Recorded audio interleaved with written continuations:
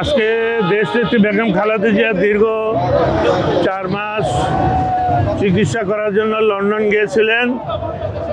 আজকে চিকিৎসা শেষে তিনি দেশে ফিরছেন।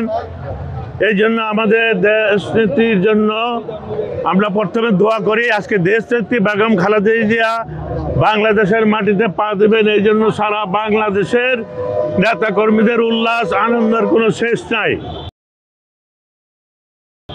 আমরা আশা করি দেশনেত্রী বেগম খালেদা জিয়ার বাংলার মাটিতে এসে প্রথম বক্তব্য দিবেন, এই স্বৈরাচারী শেখ হাসিনার ফাঁসি চাই।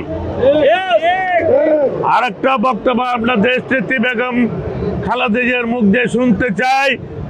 এই অন্তর্বর্তী সরকারের কাছে দাবি করবেন, জোরালো দাবি, যে আগামী ডিসেম্বরের মধ্যে একটি লেভেল প্লেইং সুষ্ঠু নির্বাচন করার জন্য জোরালো দাবি করবেন আমাদের দেশনেত্রী বেগম খালেদা জিয়া।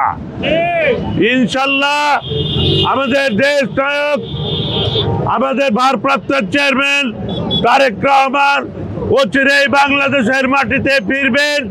তখন বাংলাদেশের এই ঢাকা রাজধানীতে রাজপথে এই বিমানবন্দর থেকে প্রায় 1 কোটি লোকের সমাগম হবে ইনশাল্লাহ।